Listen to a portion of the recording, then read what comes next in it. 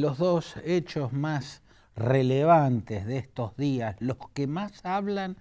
del inquietante momento por el que atraviesa el mundo entero, tienen que ver con la gira de Xi Jinping, el líder chino, por Europa, sobre todo su reunión en Serbia, en Belgrado, la capital serbia, con Aleksandar Vučić, el presidente ultranacionalista que tiene ese estado balcánico. Y también el otro hecho que habla del momento inquietante por el que atraviesa el mundo en estos días, tiene que ver con este histórico pico de tensión, esta inédita crisis entre un gobierno norteamericano y un gobierno israelí. La crisis en la relación entre Joe Biden, el jefe de la Casa Blanca, y Benjamin Netanyahu, quien encabeza un gobierno extremista en Israel, casi no tiene antecedentes en la historia. Desde hace rato esa relación viene muy mala. Hasta acá lo que hacía Biden es darle un apoyo crítico a la operación militar que estaba llevando adelante en la Franja de Gaza el gobierno de Netanyahu. Era un apoyo crítico, pero llegó a un punto culminante, porque la decisión que tomó el presidente norteamericano, muestra la dureza o la gravedad de esa crisis, porque lo que decidió es frenar, detener el envío de armamentos, las ventas de armamentos que Estados Unidos le hace a Israel, y detener el envío de armamentos en el medio de una guerra de la envergadura que tiene la guerra que se está dando en la Franja de Gaza, es un medio de presión muy fuerte, sobre todo para lo que es el vínculo histórico de dos países que tienen una alianza que es indestructible. ¿Hay antecedentes en la historia de semejantes crisis? Yo creo que son muy pocas. Yo creo que hay que remontarse en todo caso hasta 1956,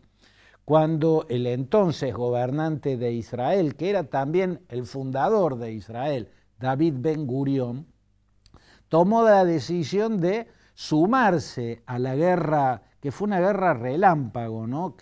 Una blitzkrieg, la que plantearon el entonces presidente francés, que era Charles de Gaulle, y el gobierno británico contra el Egipto que lideraba el coronel Jamal Abdel Nasser. Aquella guerra contra Egipto fue porque Nasser había nacionalizado el canal de Suez. Por eso Francia y Gran Bretaña deciden entrar en guerra contra Egipto con el objetivo de sacar a Nasser del poder en el Cairo y de establecer nuevamente un control que les dé garantías a ellos sobre cómo se va a usar el canal de Suez,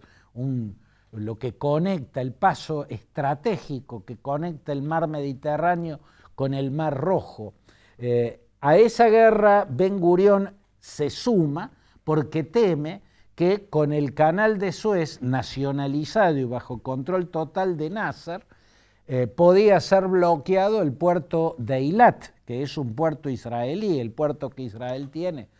sobre el Mar Rojo. El hecho es que Estados Unidos no le había autorizado a Francia y a Gran Bretaña y tampoco a Israel a hacer semejante guerra. Hacía un par de años había dado comienzo la Guerra Fría, la confrontación este-oeste. Hay distintos momentos, hay historiadores que la sitúan en 1948, después de una gran protesta aplastada por la represión en Berlín Oriental, pero en todo caso la guerra de Corea, la guerra de la península de Corea, que estalló en 1950 y llegó hasta 1953, esa sí es el momento culminante de lo que es el comienzo de la confrontación este-oeste. El entonces presidente norteamericano, en 1956, que era Ike Eisenhower, entendía que En Guerra Fría mediante, no podían las potencias de Occidente ni sus aliados, en este caso Israel, actuar por su cuenta sin consultar, y entendía que era un estropicio tratar de tumbar a Jamal Abdel Nasser en Egipto. Así que sacó de las pestañas a franceses, británicos y también a Israel, y ese fue un momento de crisis muy, muy fuerte, sobre todo porque los británicos fueron más dóciles, pero Charles de Gaulle, presidente de Francia, un nacionalista y un gobernante israelí, bueno, les costó muchísimo cumplir la orden de Eisenhower. Después, si se quiere, otro momento de crisis fuerte fue el 1973, cuando sobre el final de la llamada guerra del Yom Kippur o guerra del Ramadán, Estados Unidos le da la orden a Golda Meir, que era por entonces la primer ministra de Israel, de hacer retornar a Israel el ejército israelí o las divisiones de tanques que, comandados por el general Ariel Sharon, avanzaban hacia el Cairo con el objetivo de entrar en la capital egipcia y derrocar el gobierno de Anwar el-Sadat, quien había iniciado la guerra del Yom Kippur. Aquella guerra de 1973 comenzó cuando Anwar el-Sadat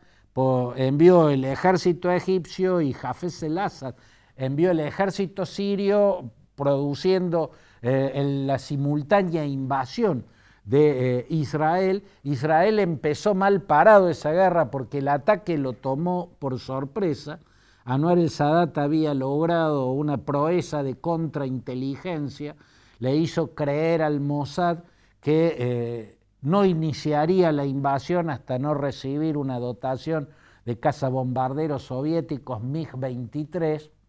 y por lo tanto el Mossad puso su lupa en los grandes puertos soviéticos. Mientras no saliera un portaaviones llevando MiG-23 hacia Egipto, la guerra no iba a comenzar. Bueno, lo engañó bien Anwar el-Sadat, tomaron por sorpresa a Israel, empezó perdiendo, el puente que hizo Estados Unidos para proveer de armas a Israel lo ayudó a recomponerse, Israel termina ganando, y ya embebido de triunfalismo, el general Ariel Sharon lleva una división del ejército rumbo al Cairo y se disponía a entrar en la capital egipcia y destruir el gobierno que encabezaba Anwar el-Sadat.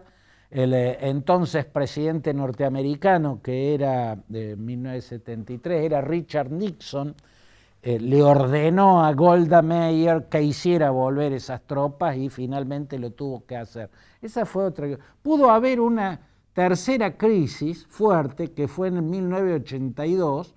cuando Ariel Sharon, otra vez al frente del ejército israelí, invadió el Líbano para expulsar de Beirut a la OLP. Bueno, en el marco de esa invasión se produjeron desastres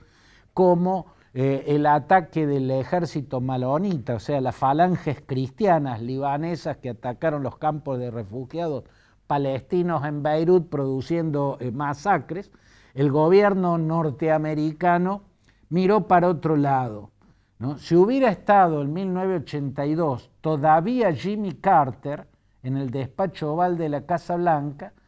la Operación Paz en Galilea, como se llamó la invasión al Líbano en 1982, hubiera provocado una gran crisis entre Estados Unidos e Israel. Como ya estaba de presidente Ronald Reagan, bastante recién asumido, bueno, Reagan miró para otro lado y no pasó nada. Pero digamos que no hay más que esos tres momentos de tensión, y creo que la crisis en el histórico vínculo entre Israel y los Estados Unidos no llegó al nivel de gravedad que está alcanzando por estos días, por la presión ya decidida y muy fuerte de Biden a Netanyahu en el medio de un conflicto armado. ¿Y por qué Joe Biden toma semejante determinación, embiste con tanta fuerza sobre el gobierno de fundamentalistas y de ultraderechistas que encabeza Netanyahu. Bueno, mi impresión es que porque entre todas las cosas que le preocupa de la guerra de Gaza, está ver que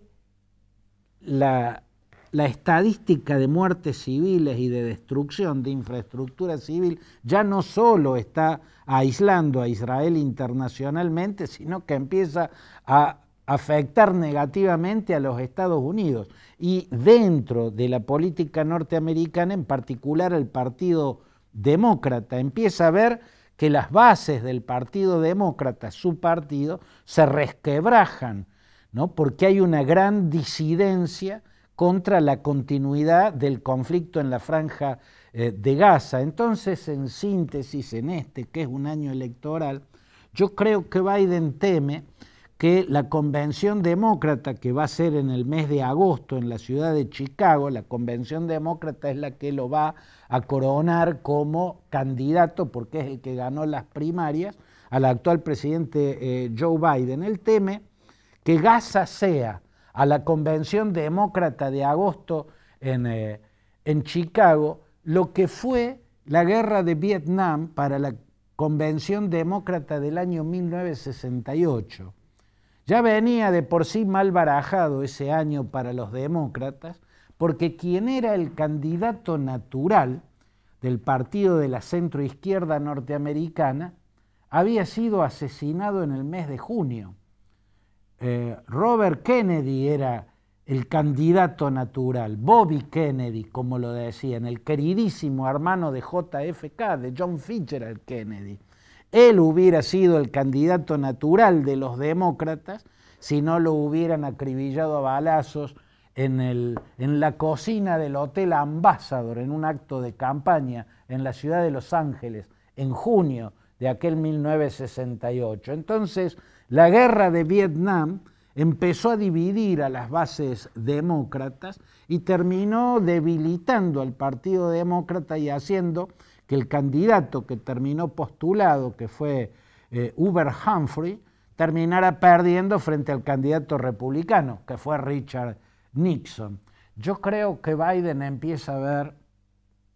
que él va a ser el Humphrey en esta oportunidad y el papel de Nixon lo va a tener Trump si la guerra de Gaza sigue provocando el daño en la política norteamericana que está provocando hasta acá. Por eso es que ha decidido incrementar su presión sobre el gobernante israelí, sobre un gobierno muy difícil de controlar porque es de posiciones muy extremas, además tiene un problema objetivo para cesar la guerra como le exige la Casa Blanca, generando esto que es una crisis histórica en el vínculo, en la eterna alianza entre Washington y Tel Aviv.